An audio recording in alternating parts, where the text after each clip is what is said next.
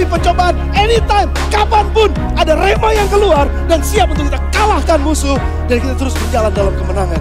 Jangan simpan pedang saudara, jangan simpan terang saudara, tapi jalanlah, hiduplah dengan terang dan pedang yang ada di tangan saudara. Dan itu adalah the living word.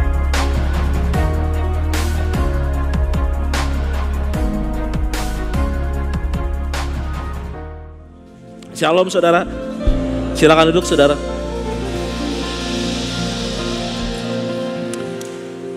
Senang ketemu dengan saudara kembali di tempat ini dengan tema yang keren hari ini, yaitu saling menajamkan. Baru saya ingatkan sama saudara bahwa tema kita 1 bulan ini temanya adalah grow together atau tumbuh bersama gitu. Dan pada saat ini kita nggak bicara soal saling menajamkan. Amsal 27 ayat yang ke-17 menjadi ayat pokok kita pada pagi hari ini. Amsal 27 ayat yang ke-17. Besi menajamkan besi, orang menajamkan sesamanya. Simpel, ringkas, dan saya yakin saudara mungkin bisa hafalkan ini. Itu besi menajamkan besi dan orang menajamkan sesamanya. Besi dibilang bahwa besi ketika digesekkan dia akan saling menajamkan gitu. Dan perumpamaan ini dikenakan kepada hubungan antar pribadi di mana orang itu bisa menajamkan sesamanya gitu ya. Dan yang dimaksud tajam ini tentu saja bahwa kita tuh saling membentuk satu dengan yang lainnya sehingga kita menjadi lebih efektif satu dengan yang lain. Begitulah kira-kira. Oleh karena itu gini, jangan salah, nih kita rubah paradigm dulu. Jangan salah bahwa nggak semua gesekan itu berkonotasi negatif sih. Karena ada gesekan yang memang Tuhan pakai untuk membentuk kita gitu.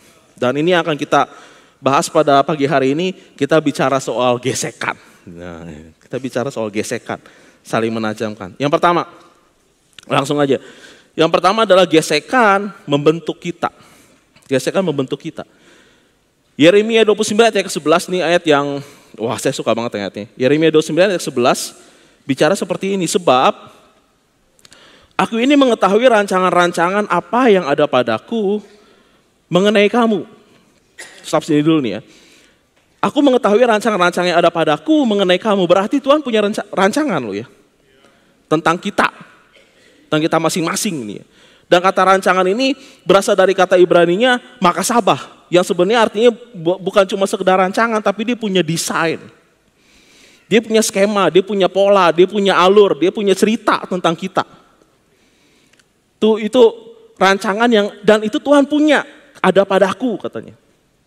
Jadi Tuhan bukan yang nggak punya, Tuhan punya rancangan. Rancangannya rancangan apa sih? Polanya pola apa sih? Desain apa sih, skema apa sih sebenarnya? Tuhan jelaskan di situ, rancangannya adalah rancangan damai sejahtera. Dan bukan rancangan kecelakaan. Jadi rancangannya rancangan damai sejahtera. Banyak orang pikir, oke, ini berarti rancangan memberikan kepada saya kedamaian. Tapi bukan cuma sekedar damai sejahtera, tanda kutipnya. Memang itu bagiannya. Tapi sebenarnya kata yang dipakai, yang diterjemahkan sebagai damai sejahtera itu adalah shalom. Jadi kalau anda kata ngomongin shalom, bukan cuma bicara soal damai loh, tapi ngomongin shalom juga bicara soal berkat. Juga bicara soal kecukupan, juga bicara soal kemakmuran, juga bicara soal kemuliaan. Shalom itu semua berkat dari A sampai Z. Semua kecukupan, itu shalom. Jadi pola berkat berarti. Pola kecukupan berarti, skema kemakmuran berarti. Oke, Tuhan punya skema, Tuhan punya pola, Tuhan punya skenario, dan skenarionya itu skenario berkat, skenario kemakmuran, skenario kecukupan. Oke, tujuannya buat apa Tuhan punya model kayak begini? Dibilangin, dia tuh ngomong kayak gini, untuk memberikan kepadamu hari depan yang penuh harapan. Nah kata harapan di sini Tuhan pakai modelnya, yang Tuhan pakai itu katanya adalah tikvah. Tikvah itu bukan cuma masa depan yang penuh dengan harapan, tapi sebenarnya adalah masa depan yang dinanti-nantikan. Jadi ketika kita tahu rancangannya Tuhan, harusnya orang kayak gini nih, gak sabar nunggu tahun depan nih, Tuhan bakal ngasih berkat apa lagi ya. Nggak sabar ya kalau andai kata tahu 5 tahun lagi nih. Saya lagi ada di mana ya? Itu tikfah tuh. Jadi ada antusiasme gitu. Jadi kayak nggak sabar bener-bener nih. Saya tahu pasti saya akan dapetin berkat itu. Itu tikfah. Jadi sebenarnya Yeremia 28 ayat ke-11 bukan begini. Kira-kira 29 ya. Bukan begini. Setahun kemudian, 2 tahun kemudian kamu gimana? Gimana ya? Nggak tahu ya mau gimana ya. Itu bukan tikfah.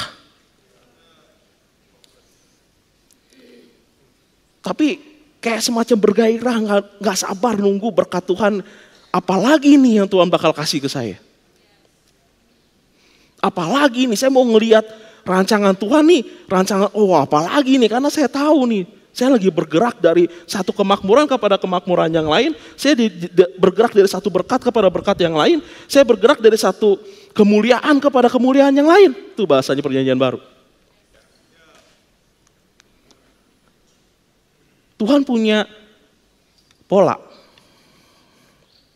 Oleh karena itu buat saya ketika memandang Tuhan, saya memandang Tuhan kayak orang lagi nyulam.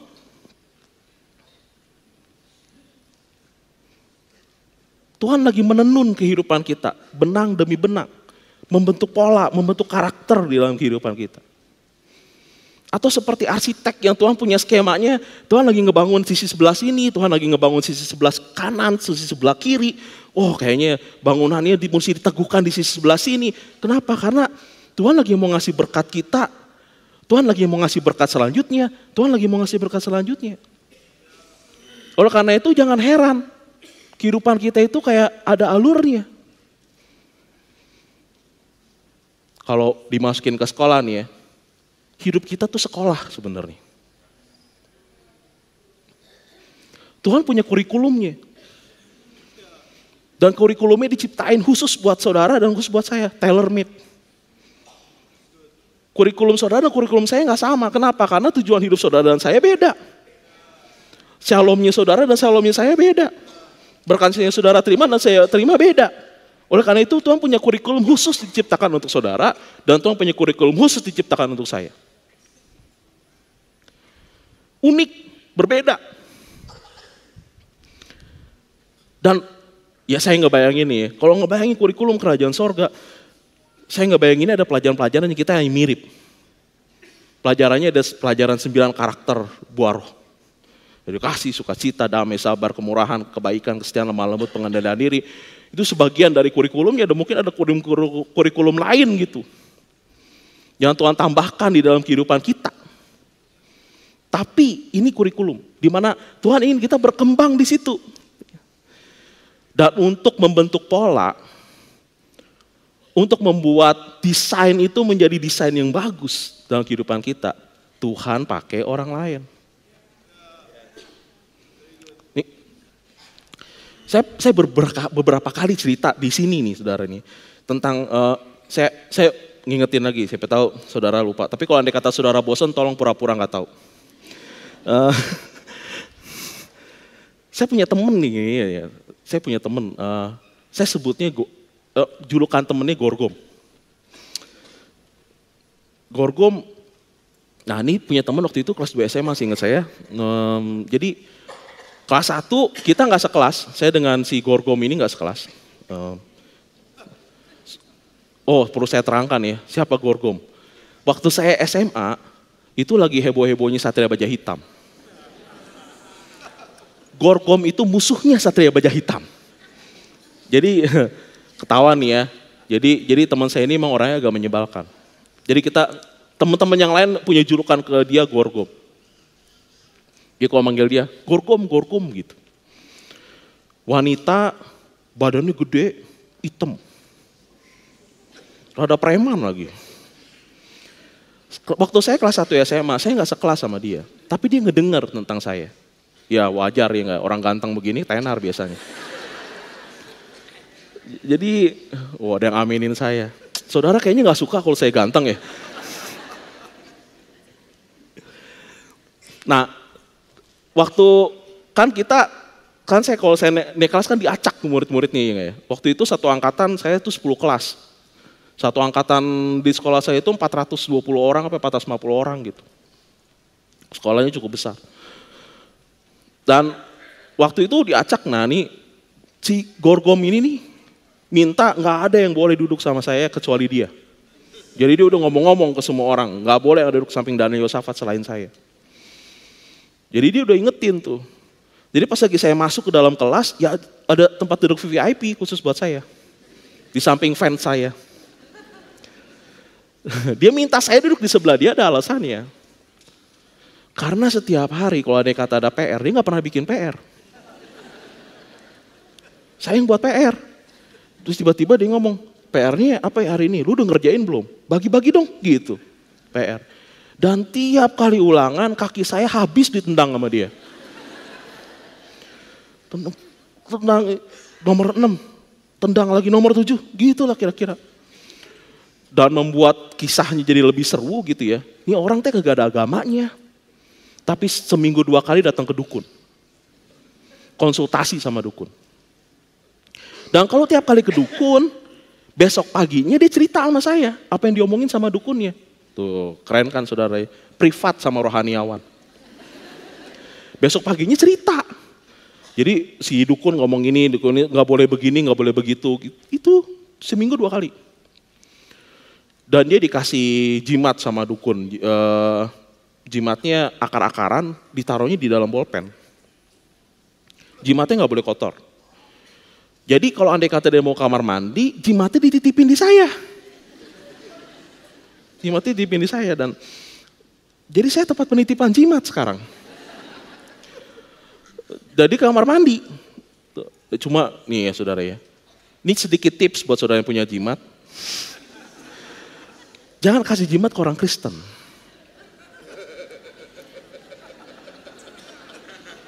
Kan jimatnya gak boleh kotor katanya. Jadi jimatnya dititipin ke saya buat kotor. Jadi saya dengan sengaja saya jatuhin ke lantai, saya injek-injek. Jimatnya itu saya doain dalam nama Tuhan Yesus, segala kuasa jahat keluar gitu. Jadi tolong jangan titip jimat ke orang Kristen. Bahaya benar. Tapi kalau andai kata orangnya datang langsung saya bersihin gitu. Jimat saya mana? Nih gitu ya. Baru gue ludahin, baru gue injek-injek gitulah kira-kira. Ya karena orangnya marah dan menyebalkan. Beberapa kali saya marah sama dia. Buat nangis dia juga, gak enak hati juga sebenarnya. Tapi pada akhirnya saya datang doa sama Tuhan. Dan saya ngomong begini, Tuhan, sorry nih Tuhan ya. Saya bilang, kenapa ada orang menyebalkan ini duduk di samping saya? Ngeluh ceritanya, curhat sama Tuhan. Ini orang minta ampun dah saya bilang.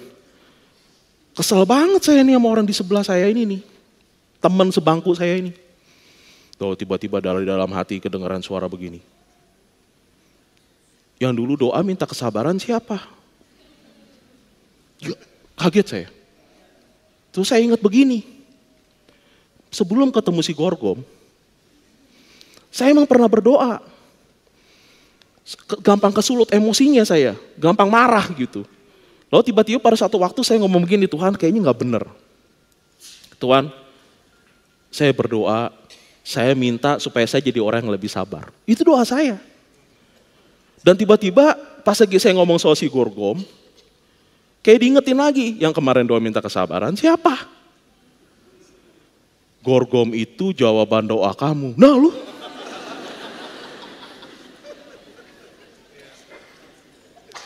Lalu diterusin, kesabaran itu bukan karunia, kesabaran itu dibentuk.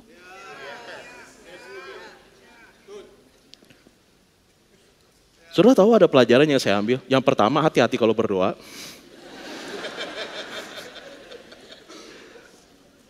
Yang kedua, Tuhan membentuk kehidupan kita lewat orang lain. Tuhan bisa pakai orang lain buat ngebentuk kita. Jangan salah loh. Semua orang yang ada di sekitar kita, itu jangan-jangan guru loh sebenarnya buat kita. Cuma di satu orang kalau dalam masalahnya Gorgom, saya belajar kesabaran dari dia. Saya mesti terima kasih loh sama dia. Karena si Gorgom ini telah membuat saya naik level sebenarnya. Saya menjadi lebih sabar gara-gara si Gorgom. Iyalah, kalau dia boros gini, dia bikin masalah lagi. Apa lama-lama gak biasa saya. Saya harus terima kasih loh atas kehadiran Gorgom. Karena dia membuat saya jadi orang yang lebih sabar. Dan bisa jadi ada orang-orang di sekitar kita yang modelnya kayak begitu. Tapi ada orang yang mungkin membuat kita menjadi orang yang lebih murah hati. Menjadi orang yang lebih berhikmat. Iya enggak? Kalau di dalam live gitu misalnya. Ada satu orang yang kerjaannya nanya mulu sama fasilitatornya. Semua ditanyain. A, B, C. Kan membuat jiper fasilitator, ya enggak? Susah kalau apalagi kalau ada yang kata, wow ini nanyanya berat amat ya, ini susah bener ya. Yang repot nih kalau fasilitator, kalau ada orang model kayak begini nih ya. Doanya begini, Tuhan. Saya mau jadi fasilitator nih ntar. Saya berdoa Tuhan, mudah-mudahan tuh orang sakit muntaber, sakit nggak datang. Jadi nggak datang. Padahal orang itu ada membuat kita jadi lebih belajar, lebih berhikmat. Ada orang yang membuat kita jadi melepaskan ego. Saudara tahu, lagi ngomong-ngomong sama istri. Lagi ngomong sama istri saya tuh, banyak ngobrol-ngobrol ternyata saya baru gimana ya, mungkin disadarkan gitu ya. Bahwa saya salut sama ibu-ibu, benar. Salut saya. Dengan istri saya salut tuh. Oh, istri saya ada di situ soalnya. Nggak boleh ngomong yang jelek kalau ada istri. Salut saya. Enggak semua orang, enggak semua wanita yang melahirkan anak siap jadi ibu. Enggak semua. Melahirkan anak dengan menjadi ibu itu dua hal yang jauh beda. Beda banget. Karena ketika seseorang menjadi ibu, dia mesti ngelepasin egonya itu. Ego jalan-jalan ke mall, keliling-keliling, hangout sama teman-teman gitu ya. Dan anaknya ditinggalin, telantarin di rumah, kalau dia kata ditanya ngapain. Dia mah ada babysitter, ada nenek. Nggak semua orang siap loh jadi ibu. Ngelepasin ego model kayak begini. Tapi ada orang yang ngelepasin ego, tuh anak lahir. Dalam kehidupan satu keluarga, membuat orang tuanya tuh belajar untuk ngelepasin egonya tuh. Demi si anak. Menunda kesenangan, menunda apa lagi ya dari. Ini kan kehadiran orang lain membentuk kita. Saudara lahir di tengah-tengah keluarga juga nggak bisa milih-milih kan saudaranya kayak gimana modelnya.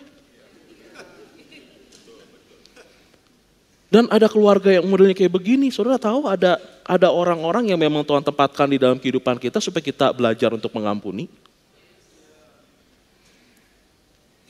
Ada orang yang Tuhan tempatkan dalam kehidupan kita supaya kita belajar untuk mengasihi tanpa syarat.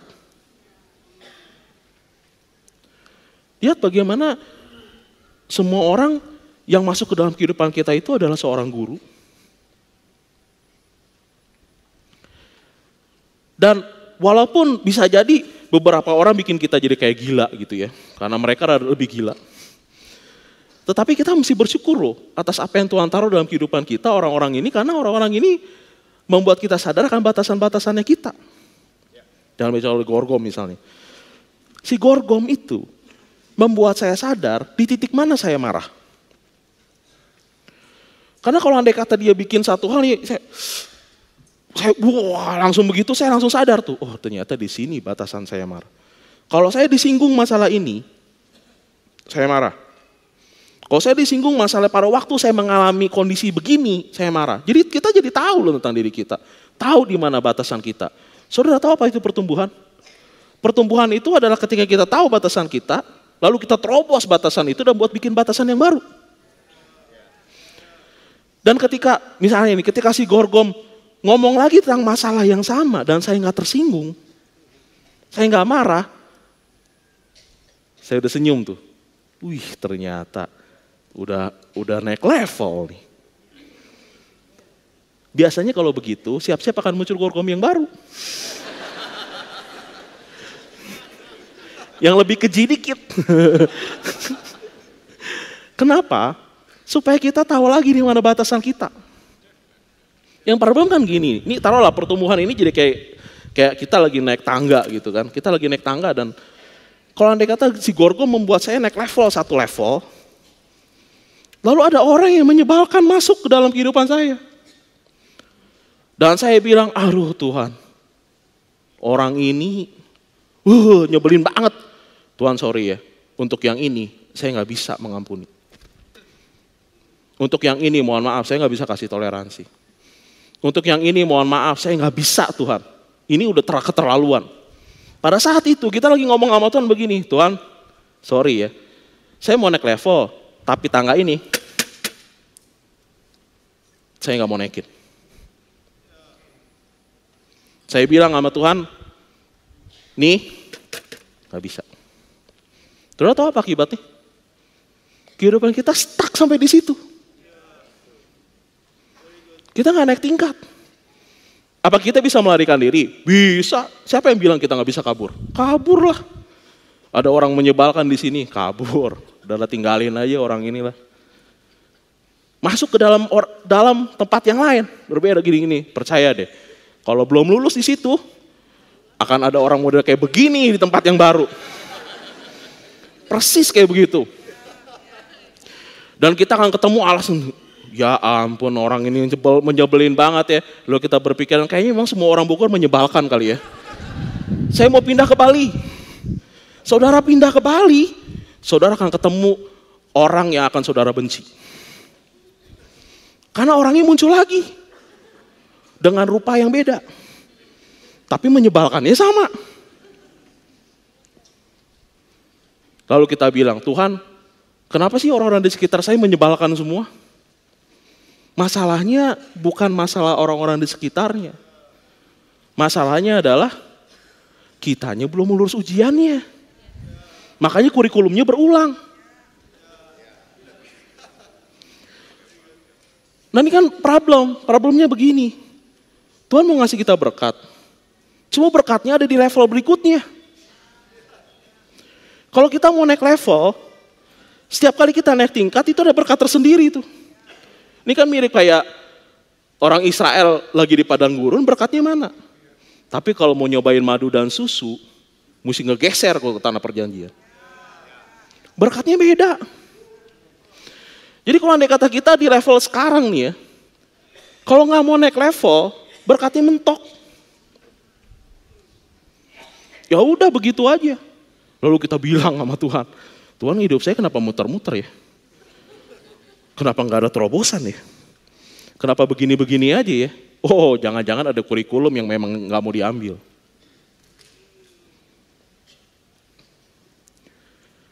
Jangan-jangan memang ada pelajaran yang ada di depan kita yang kita tolak.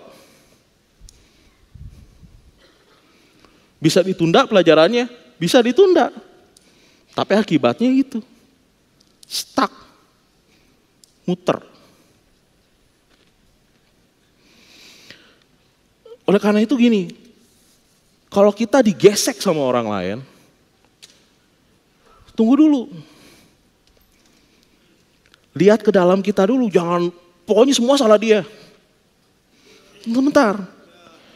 Kalau kita nyalahin orang lain, sama nyalahin keadaan, kita nggak belajar. Lebih baik begini, aduh Tuhan, kenapa ya? Apa yang bisa saya pelajari dari ini ya? Karena saya tahu nih berarti Tuhan lagi mau saya naik level nih. Mau saya belajar tentang sesuatu. Kalau andai kata kita berubah, situasinya berubah. Dan perubahan itu akan mengubah keadaan kita. Jadi kita mesti betul-betul ngelihat ke dalam diri kita sendiri dan belajar sesuatu dari itu. Jangan nyalahin orang lainnya dulu nih. Lebih kita pakai buat merenung ke dalam kehidupan kita juga. Kenapa Tuhan mengizinkan ini terjadi ya? Dan jujur. Saya juga masih belajar dalam masalah begini. Beberapa waktu yang lalu saya pernah ngomong sama Tuhan dan saya bilang Tuhan, karena ada beberapa orang yang cross dalam kehidupan saya. Dan saya ngomong gini, Tuhan, kenapa ya? Ini orang ada apa ya? Kenapa ya? Lalu Tuhan bilang begini, bukan, dalam hati kayak ada suara ngomong, sut gitu. Kalau andai kata orang itu masuk ke dalam kehidupan kamu, berarti memang saya izinkan. Kamu dengerin dulu. Dari orang ini kamu akan belajar sesuatu. Gitu. Tapi ini perlu diingatkan gitu. Bahwa ada orang-orang yang memang sengaja Tuhan taruh dalam kehidupan saya supaya saya bisa belajar sesuatu. Ada orang-orang yang memang sengaja gitu. Tuhan taruh dalam kehidupan saya supaya saya naik level ke level yang berbeda. Naik level ke level yang lain. Dan dengan belajar, dengan naik level, kita bisa melihat dunia dengan cara yang berbeda. Dan kita juga mengalami berkat yang berbeda. Gitu.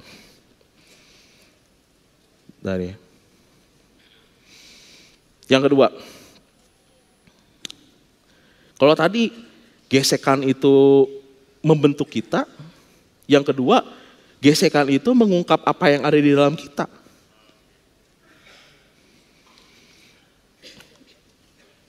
Gesekan itu mengungkap yang di dalam kita. 1 Samuel 18 ayat 6 sampai dengan ayat yang ke-8. Tetapi pada waktu mereka pulang ketika Daud kembali sesudah mengalahkan orang Filistin itu, keluarlah orang-orang perempuan dari segala kota Israel menyongsong Raja Saul sambil menyanyi dan menari-nari dengan memukul rebana, dengan bersukaria dan dengan membunyikan gerincing. Dan perempuan yang menari-nari itu menyanyi berbalas-balasan, katanya, Saul mengalahkan beribu-ribu musuh, tetapi Daud berlaksa-laksa. Lihat tuh ya, digesek si Saul. Set. Respon Saul, lalu bangkitlah amarah Saul dengan sangat.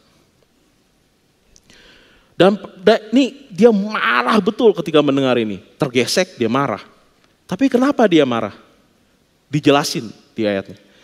Dan perkataan itu menyebalkan hatinya sebab pikirnya kepada Daud diperhitungkan mereka berlaksa-laksa, tetapi kepadaku diperhitungkannya beribu-ribu. Akhir-akhirnya jabatan raja itu pun jatuh kepadanya. Kenapa Saul marah?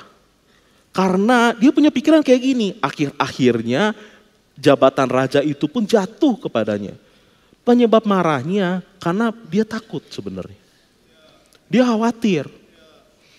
Dan karena takut dan karena khawatir muncul marah. Marah naik lagi ke level berikutnya. Ayat berikutnya ngomong kayak begini. Sejak hari itu maka Saul selalu mendengki Daud.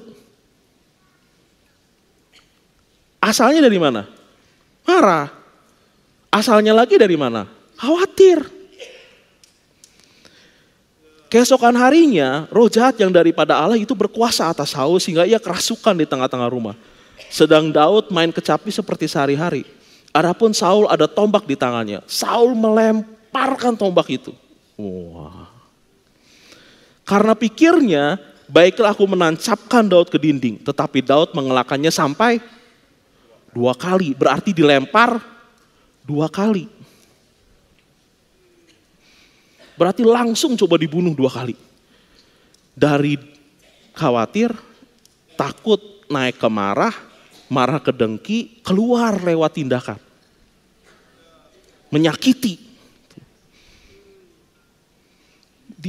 Dia mencoba membunuh Daud. Tapi maksudnya kan gini, seringkali yang terlihat oleh orang luar adalah tindakan melempar lembing. Tetapi dari dengki sampai takut itu ada di dalam diri. Yang kelihatan tiba-tiba tanpa ujuk-ujuk Saul lempar lembing. Jangan-jangan gitu juga ya. Kalau di rumah tiba-tiba ngelempar piring. Tapi itu tindakan akhir tuh. Ada anaknya di dalam. Yang saya ini yang tahu dia marah, yang tahu dia khawatir, yang takut dengki, sebenarnya Saul sendiri. Dimulainya dari mana? Gesekan awalnya. Jadi gesekan itu membuka, jadi kita tuh tahu motivasi diri sendiri. Ketika digesek, set, langsung, kalau andai kata Saul tahu pada waktu itu, Kenapa saya khawatir ya? Kenapa saya takut ya? Bisa diredam loh sebenarnya. Gak sampai meledak ke lempar lembing gitu ya. Lihat nih, apa yang dilakukan kontra nih ya, sama yang dilakukan oleh Daud. Daud, Mazmur 142 ayat 1 sampai 8. Ini adalah doa yang diucapkan Daud ketika dia berada di Gua Adulam. Waktu itu dia dikejar-kejar oleh Saul. Nyanyian pengajaran Daud ketika ia ada dalam gua, suatu doa. Dengan nyaring aku berseru-seru kepada Tuhan, dengan nyaring aku mohon kepada Tuhan. Aku mencurahkan keluhanku di hadapannya, kesesakanku kuberitahukan ke hadapannya. Ketika semangatku lemah lesu dalam diriku, lihatnya dia ngerasa bahwa dirinya sendiri itu capek, gitu, lemah. Engkaulah yang mengetahui jalanku, di jalan yang harus kutempuh dengan sembunyi mereka memasang jerat terhadap aku. Dia ngerasa bahwa ada orang yang ingin mencelakakan dia, dia takut. Lalu berikut, pandanglah ke kanan dan di atas tidak ada seorang pun yang menghiraukan aku. Dia ngerasa kesepian, dia ngerasa sendirian. Tempat pelarian bagiku telah hilang, tidak ada seorang pun yang mencari aku. Saudara tahu perasaan apa yang dialami oleh Daud pada saat itu? Dia ngerasa bahwa dia itu sendirian dalam pelarian. Dia takut sebenarnya. Tapi rasa takut, lihatnya, ini sama-sama rasa takut. Yang satu takut kehilangan jabatan, yang satu takut kehilangan nyawa karena dikejar-kejar. Tetapi bedanya adalah yang dihasilkannya.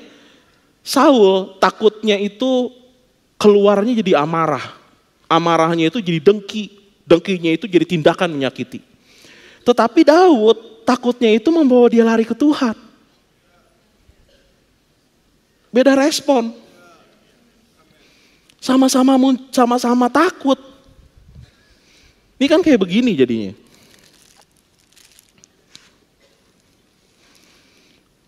Saya sengaja bawa begini supaya saya bisa minum jus. Saudara tahu bahwa setiap gesekan, setiap tekanan dalam kehidupan kita tuh kayak diperas gitu. Setiap ada orang yang ngomongin kita, ada orang yang ngegosip, ada orang yang menyakiti, itu seperti menggosok kehidupan kita dan kita tuh seperti diperas gitu.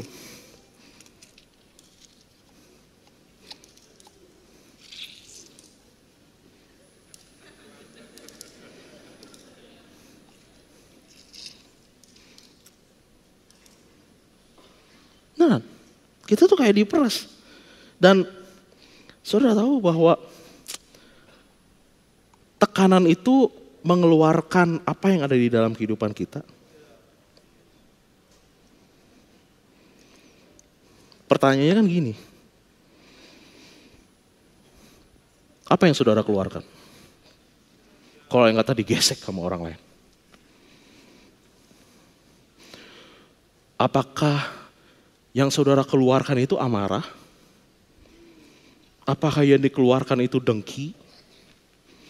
Apakah yang dikeluarkan itu adalah perkataan yang menyakitkan? Atau seharusnya nih. Seharusnya kita keluarkan itu adalah hal yang manis karena di dalam kita itu manis.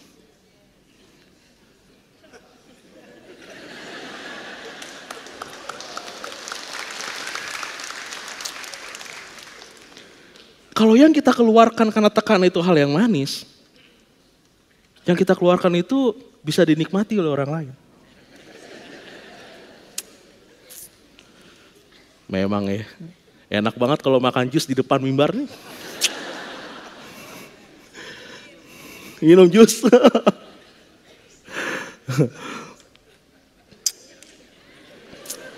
Saudara ngiri aja ya.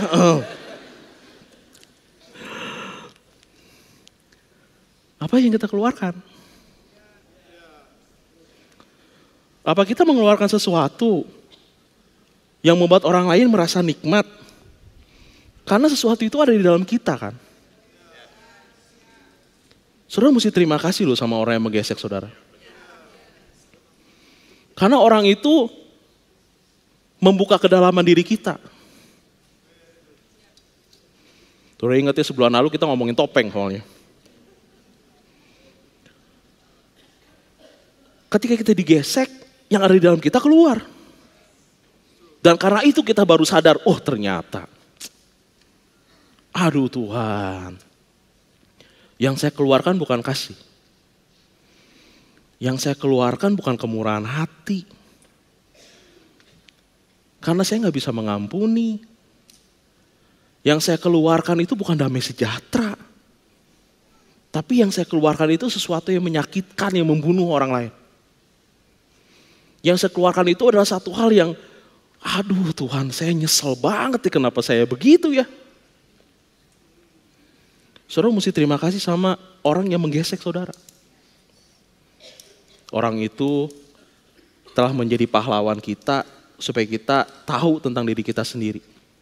Dan supaya kita bisa paham betul-betul di mana posisinya kita. Dan kalau andai kata kita mau bertumbuh, kita justru malah bisa bertumbuh loh gara-gara orang itu. Kita bisa bertumbuh gara-gara orang itu. Baru tahu. Ternyata ya. Baru segini level saya.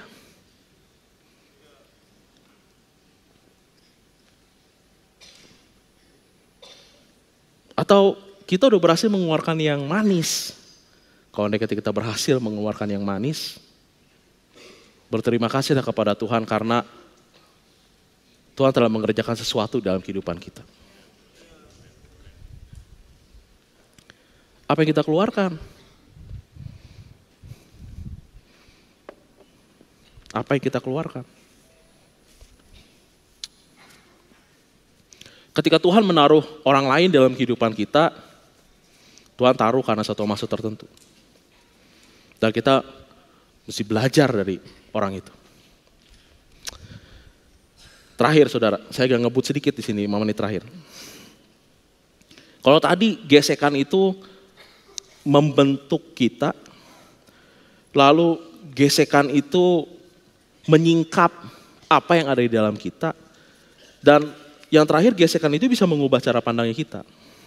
Dan kalau kita melakukan sesuatu, kalau kita memandang sesuatu dengan cara pandang yang berbeda, itu bisa menghasilkan hasil yang berbeda. Oleh karena itu gini, ini sedikit tips nih saudara, ketika kita bergesekan dengan orang lain. Ketika kita bergesekan dengan orang lain, hati-hati nih. Yang pertama gini, jangan menghakimi seseorang karena kita nggak tahu sebenarnya apa yang lagi dia alamin. Jadi tahan dulu nih amarahnya saudara nih. Oke, kita jadi tahu nih ke dalam diri kita nih. Jadi kita jadi aware juga nih. Wah, jangan langsung buru-buru gimana ya, penuh nafsu, wah balas gitu. Kita nggak tahu apa yang lagi dialamin sebenarnya. Ini kejadian di saya sih ya, saya belajar juga sih dengan ini. Jadi beberapa waktu yang lalu, istri saya tuh pernah ngomong kere begini. Halo cantik. Tidur di luar nih kayaknya hari ini. Canda. Istri saya pernah ngomong ke Rey, jangan nakal-nakal ya. Jauh-jauh dikit. Papa lagi ini nih, muka saya waktu itu lagi suntuk gitu. Papa lagi suntuk, kalau lagi begitu tuh. Papa jadi gampang marah. Jauh-jauh gitu. Saya ngedengernya jadi, aduh. Terus saya tanya, emang kalau lagi banyak pikiran jadi gampang marah ya? Emang, gitu jawabnya. Iya, saya jadi gampang marah gitu. Aduh saya, ini problemnya gini kalau andai kata saya lagi, berarti kalau saya lagi banyak pikiran gitu di kerjaan kebawa ke rumah. Ini ya, kebawa ke rumah. Jadi kalau istri saya tahu dia bijak. Jadi kalau andai kata dia nggak peduli keadaan saya. Bisa jedor-jedor tuh di rumah. Dia tembak-tembakan kita. Saya juga jadi aware jadinya, aduh ini nggak boleh begini sebenarnya kejadiannya. Kalau saya lagi banyak pikiran, bedain nih di rumah nih nggak boleh begini gitu. Nah, jadi kalau andai kata saya pulang lagi begitu tuh, si Sri, Rey jauh-jauh gitu.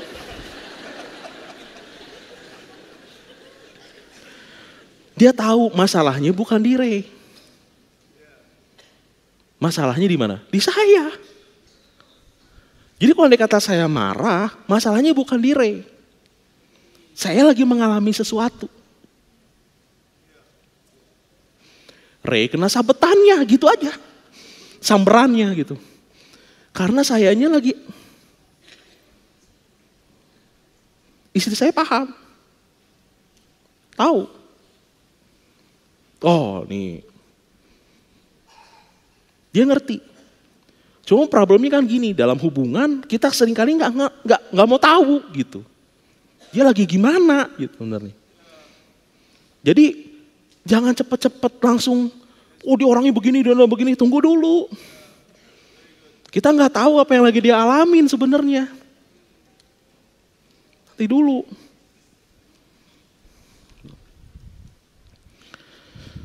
Terus gini, kita juga nggak pernah bisa memahami posisi orang sepenuhnya, seluruhnya gitu. Kita nggak tahu.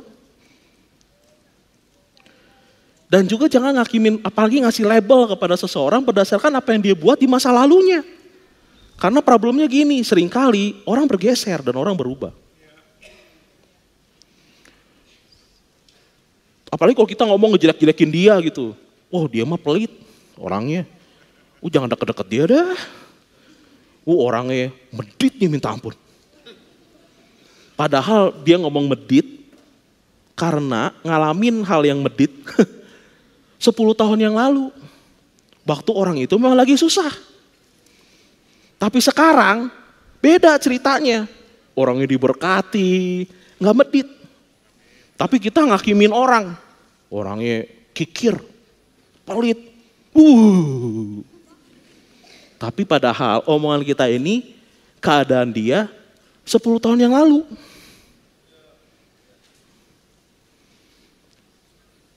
Nanti dulu. Orangnya udah bergeser dari situ. Jadi hati-hati kalau andai kata ngasih label ke orang. Belum tentu dia ngalamin itu sekarang. Hati-hati juga kalau ngasih label apa gitu ke orangnya. Dia mau orangnya begini. Belum tentu. Yang terakhir, habis waktu saya. Jangan pernah ngakimin orang lain karena ada potensi yang tersembunyi loh sebenarnya dalam kehidupan orang itu. Yang kita sebenarnya bisa bantu untuk keluarkan. Orang itu bisa bertumbuh, orang itu bisa berkembang. Cuma karena kita tutup, orang ini mah kayaknya udah gak bakal pernah bisa berubah. Udah selesai jadinya. Padahal sebenarnya ada potensi loh dalam kehidupan orang itu untuk bertumbuh dan berubah. Ya, 3 hal ya. Gesekan itu membentuk kita. Gesekan itu mengungkap motivasinya kita, apa yang ada dalam diri kita. Gesekan itu mengubah cara pandang. Jangan salah, Tuhan punya skenario yang sangat luar biasa dalam kehidupan kita masing-masing. Dan Tuhan ingin kita ngalamin itu. Gitu ya. Ngalamin berkat kepada berkat, kemakmuran kepada kemakmuran. Cuma untuk memenuhi pola ini, Tuhan pakai orang lain. Jadi lihat nih, kehidupan orang di sekitar kita. Mereka itu adalah guru yang Tuhan tempatkan untuk membuat kita naik level. Ya, mari, saudara-saudara coba kita berdiri.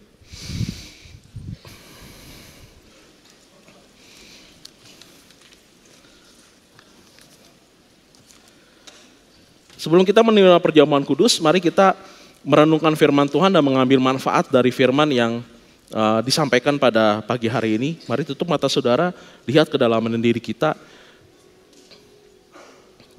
Jikalau pada saat ini saudara jikalau pada saat ini saudara bergesekan dengan orang lain, apa yang keluar dari dalam kehidupan kita? Apakah kita mengeluarkan sesuatu yang manis? Apa kita mengeluarkan sesuatu yang berharga? Apa kita mengeluarkan suatu hal yang mulia? Apakah kita mengeluarkan kemurahan hati? Apa kita mengeluarkan kebajikan, hikmat? Atau ketika kita digesek, yang keluar justru bukan hal yang baik. Yang keluar adalah kemarahan, kekhawatiran, ucapan yang menyakitkan, tindakan yang menyakitkan orang lain. Jikalau itu yang keluar, itu yang ada di dalam. Berarti ada sesuatu yang mesti dikoreksi dalam kehidupan kita. Apakah di dalam saya ini belum manis nih Tuhan? Berterima kasih kepada orang-orang yang ditempatkan dalam kehidupan kita yang membuat kita sadar, tahu akan apa yang ada di dalam kehidupan kita. Dan pada saat ini, jikalau pada saat ini saudara ngerasa bahwa apa yang saudara keluarkan itu adalah buah yang buruk, bukan buah yang baik. Buah yang gak manis, buah yang pahit, yang mencemarkan kehidupan banyak orang. Ini adalah saat yang paling tepat untuk berurusan dengan Tuhan dan bilang kepada Tuhan, Tuhan, saya gak mau di dalam hati saya, di dalam kehidupan saya gak manis. Tapi saya mau di dalam hati saya, dalam kehidupan saya itu ada satu hal yang manis. Jika pada saat ini saudara membuka diri saudara untuk dibentuk oleh Tuhan, angkat tangan saudara sebagai bentuk komitmen saudara kepada Tuhan. Sebelum menerima perjamuan kudus, Bapak Surgawi, engkau lihat tangan-tangannya terangkat. Tangan-tangan ini adalah tangan-tangan yang gak mau begini-gini aja. Tapi tangan-tangan ini adalah tangan-tangan terangkat yang diangkat dari hati yang ingin berubah. Hati yang ingin bertumbuh.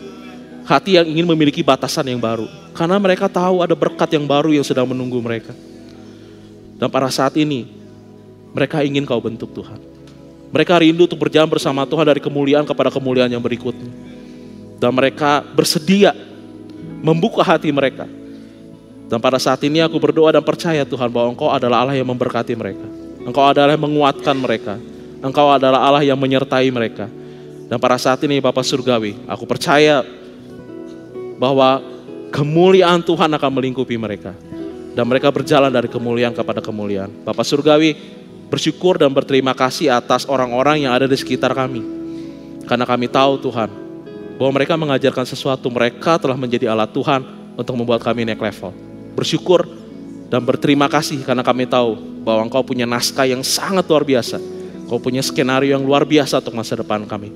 Dan masa depan kami adalah masa depan yang penuh dengan harapan. Bersyukur karena kami tahu bahwa Engkau adalah Allah yang sangat baik. Terima kasih Bapak Surgawi. Terima kasih Tuhan.